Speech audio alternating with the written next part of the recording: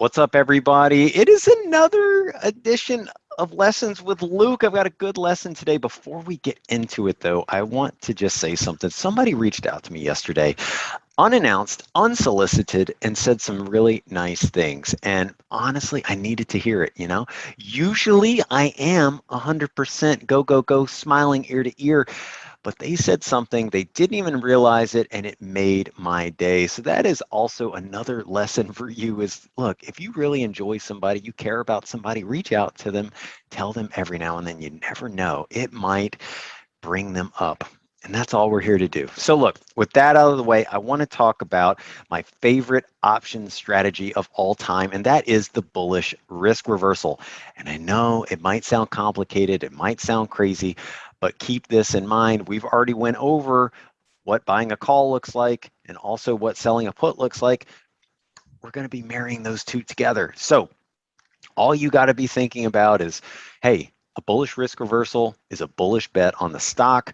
We're going to go over the P&L in a second, but let's go ahead and break this down into the two components, the two parts of what this trade really is.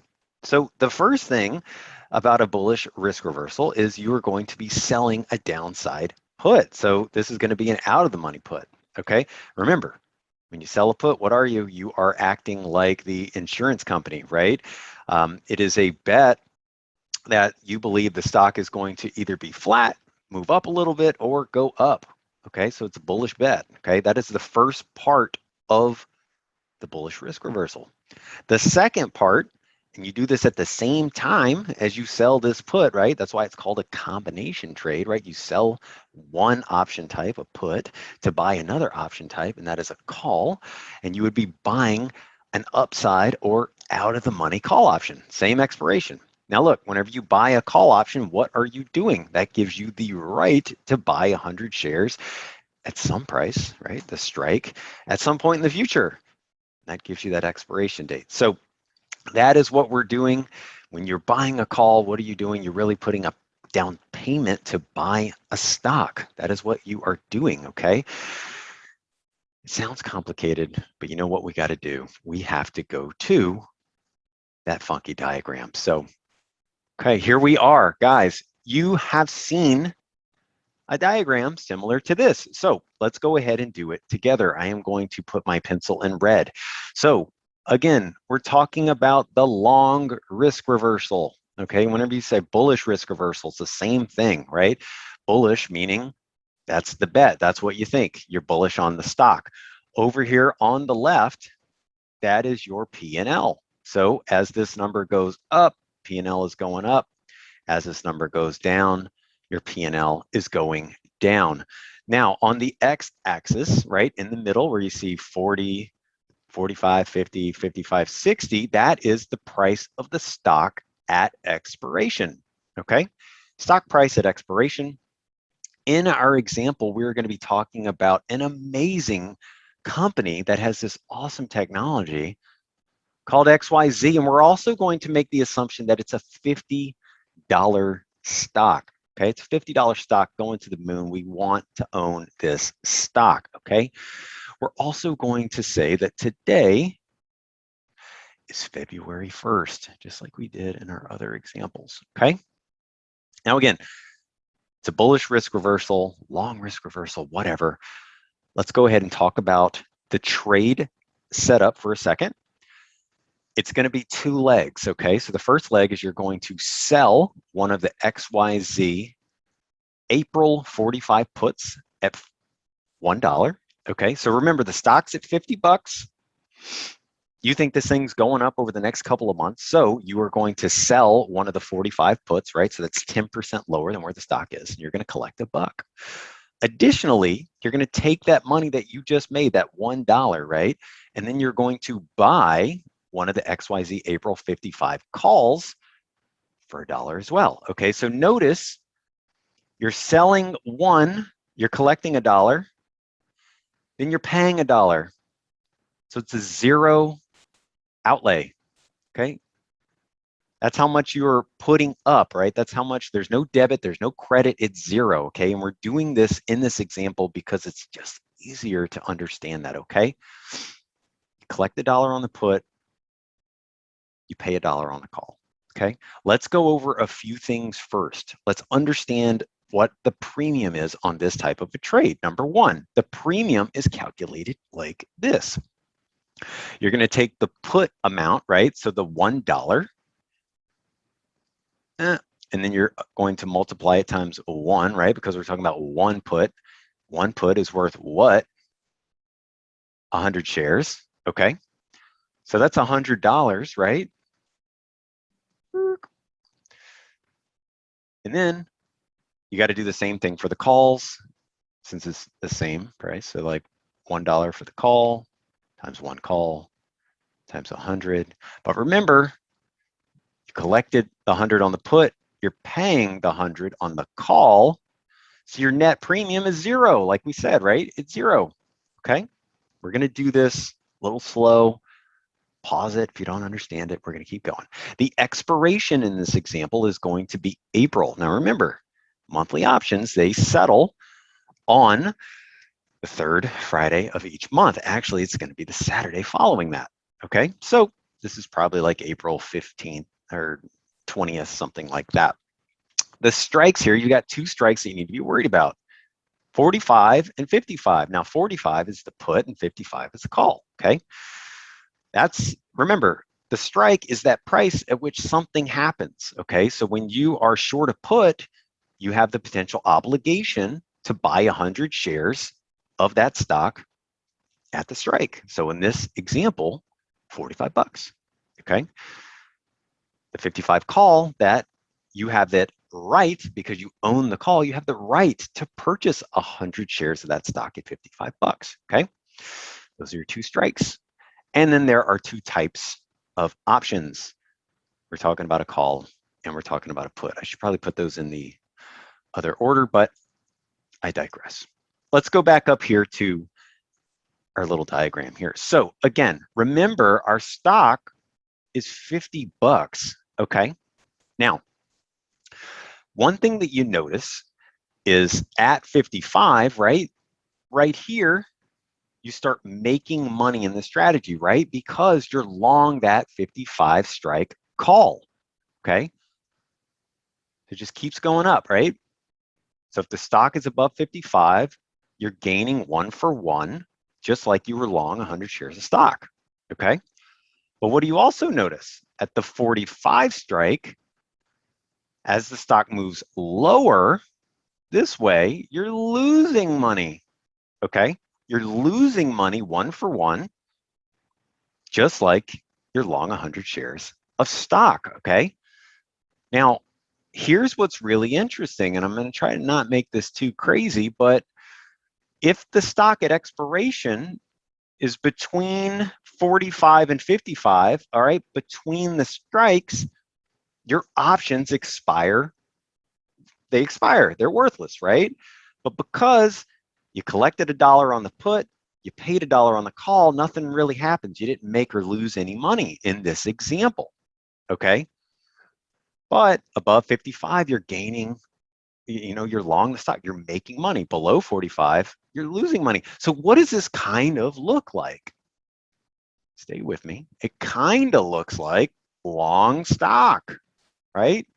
So, right, as the stock is going up to the right, you're making more money. As the stock goes down, you lose money. That's why the long risk reversal, the bullish risk reversal, is very similar. It's commonly known as a synthetic. It's synthetically long stock, okay? So it acts just like being long stock, but the difference is between the strikes, you get a little bit of this buffer, okay? So remember, stock's at 50, you're interested in buying it lower. That's why you're selling a downside put, the 45 strike put. So it's like, hey, I want to get put in. I want to own the stock at 45. So remember, when you sell a put, especially a naked put, you want to be, you know, okay if you have to buy 100 shares of stock. So remember, when you do a bullish risk reversal, you want to, you're happy owning the stock, okay? If you're not happy owning 100 shares of stock, don't do this strategy, okay? But there's also the chance that, if the stock has been down and it's beaten up, and you sell this expensive put to buy this call, right? The stock could bounce and then you're long the stock. Okay. So again, this is all that you need to know. And what do you notice over here on the P&L? Above 55, right? You start to make money. Let's say your stock goes to 60 in this example right here, right there. What happens? You made about $500, right? Because your call would be worth $5. It's not made about 500, you'd make 500 bucks. Stock goes to 65. That call's worth 10 bucks. You've made $1,000, right? So we just keep just keep going, right? Now, 45 bucks. Stock keeps falling, goes down to 40, we'll say. Goes down to 40. Well, what happened? You're short a put that you sold at 45. It's now 40. You're down 500 bucks. Okay. Stock goes to 40. You're down 500 bucks. But remember, if you bought stock at $45, it goes down to 40, and you're long 100 shares, you lost 500 bucks either way. Anyway. But why is this interesting? This is interesting because, oh my goodness, the stock was at 50. What if you would have bought 100 shares of stock at 50 that day, XYZ, and then it went to 40? Well, then you'd be down 10 points. You'd be down $1,000. So you get a little bit of a buffer with the risk reversal. Let's keep going, guys. Now, your max gain, let's go ahead and talk about our max gains. Okay, everybody wants to know, what can you make, what can you lose? Okay, your max gain in this example, or just in any risk reversal, quite frankly, is going to be infinity. Why? Because you're long a call. Stock could theoretically go to infinity, right? So for that reason, your max gain is infinity. Your max loss is really going to be determined around the put, right? Because if you're short a put, that means you have the obligation to buy 100 shares of this stock at expiration if it's below the put strike. So here we go. Max loss, you're going to take your put strike, which is 45 in this example. Then you need to subtract the put premium and the call premium, right? But because these are balancing everyone out, they're basically a zero net credit or debit. You're going to subtract 0 here in this case. So 45, remember, we're talking about one put contract here, which represents 100 shares of stock. And then, sorry for the handwriting, your max loss is $4,500. Why is that? Because if you're put into a stock at 45, you buy 100 shares at 45, you spend $4,500, the stock could theoretically go to 0. It's the worst case, right? So your max losses are limited, but they cap out, they bottom out whenever the stock approaches 0. So remember, always make sure that you'd want to own the stock. Now, you have 2 break-evens. Let's go over the break-even call. Now, listen, you guys know this. If you're long a call, what's your break-even? Well, it's going to be the call strike, and then you have to account for how much you collected on the put and paid on the call, okay? In this example, there's 0, right? Because you collected 1 on the put, but you paid 1 on the call. So it equals 55 in this example. That is your break even. So above 55 and you're making some money. You're making some moolah, right? Okay, at expiration, if the stock's at 55, what happens? Your put is going to be worth 0. You're going to collect that dollar, and your call is going to be worth 0 because you paid that dollar. So that's your break even. You didn't make any money. You break even at 55. Let's keep going. Break even on your put. All about the put strike. What's put strike in this example? It's 45 bucks. Okay. But let's go ahead and subtract that put premium of 1. We got to add the call premium. And that equals 45. Okay. So that's your break even on the put. Okay. Let's do that. Sorry. All right. So again, now let's make that a little simpler. Why is the break even on the put 45? Well, if you're short a put, you have that obligation to buy 100 shares of stock at expiration. So $45 is where the strike is. But because we collected $1 and paid $1 in our premiums, then the break even is 45. So below 45, we're losing money, right? We're long stock that's going lower effectively, okay? Above 45, you don't have to worry too much about the put. Now let's go through the 3 scenarios real quick before we wrap up. Number 1, let's say the stock settles between the strikes. Okay, that means the stock settles between 45 through 55.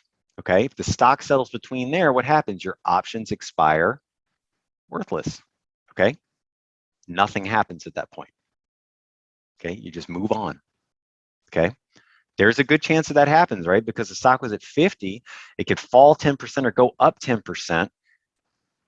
And in that range, if that's where the stock settles, nothing is going to happen. Your options are going to expire worthless. Okay, now, if your stock is above the call strike of 55, if it's above 55, you're making money on that call. Okay, you've collected all the money on the put, right? You took that money to buy that call. The stock is above 55, you make money. 55 plus, you are making money, right? Because you're long that call. Then number 3, what if the stock is below the put strike? So if the stock is below 45 or lower, you lose money, right? Just like if you were long 100 shares of stock. So again, let's tie this all home. Sounds complicated. It's really a synthetic long stock bet. That's what you do whenever you're doing a bullish risk reversal. Now, I love this type of strategy, especially whenever stock is under pressure and it's one that I've really wanted to own. Oftentimes, those put premiums can be amplified. You can take in a lot of put premium, take that money, offset it, buy some of those, buy a call against it. And sometimes you'll get a net credit, which is really going to benefit you. We didn't go over that today, but you kind of get the idea of like, when would you want to put this type of trade on? Probably whenever the stock is under pressure, volatility is high, so the put premium might have skew could be high. You can take advantage of that. But ultimately, you're really just saying, you know what, I'm okay buying this stock lower. And also, if the stock does bounce higher from here, I'm happy, participating in the upside with that call. So guys, girls, this was your lesson. Hopefully you guys got something out of this. And remember, when you understand options, they don't have to be scary things, okay? They can actually make you a better investor. Just always know what you're doing. And remember, think long-term, because the market tends to go up over time, and that is the direction you want to bet on. So I'll see you guys next time. Have a great one.